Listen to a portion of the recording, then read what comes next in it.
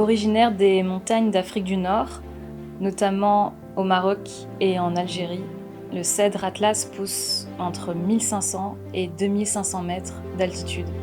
Il peut atteindre 40 mètres de hauteur, 20 mètres de large et vivre plusieurs centaines d'années, parfois jusqu'à 2000 ans. Ses branches d'un léger vert gris bleuté s'étalent horizontalement. C'est pourquoi on l'appelle aussi le cèdre bleu et on peut clairement parler d'un arbre majestueux. À tel point qu'on le retrouve de manière emblématique sur le drapeau d'un pays, celui du Liban. Pour les Libanais, il est un symbole d'espoir, de liberté et de mémoire. L'huile essentielle issue du bois de cèdre Atlas est obtenue par distillation et se caractérise par une odeur boisée, puissante, assez agréable et avec surtout beaucoup de caractère.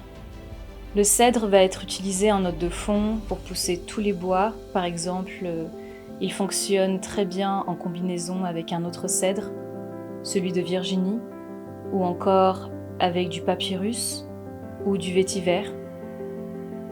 C'est une des raisons pour lesquelles je trouve que c'est une matière très intéressante. J'aime également l'utiliser dans les parfums orientaux pour pousser le côté oriental et donner de la puissance et du caractère au parfum.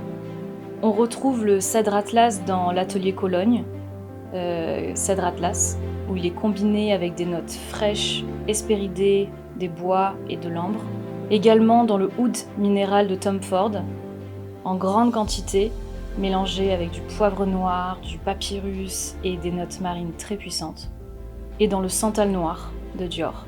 Principalement, je l'ai cité dans des fragrances qui sont masculines, mais on peut aussi le trouver dans des parfums unisexes. C'est une matière première qui m'évoque mes premiers voyages au Maghreb, mais aussi mes 3 ans passés au Moyen-Orient.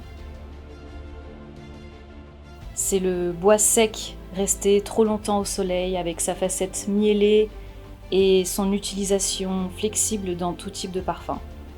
Il en suffit de peu pour donner une facette puissante et profonde à un parfum. Antoine de Saint-Exupéry, qui aimait beaucoup les cèdres et qui par ailleurs avait séjourné au Liban en 1935, écrivait dans son œuvre Citadelle : « La paix est un arbre long à grandir.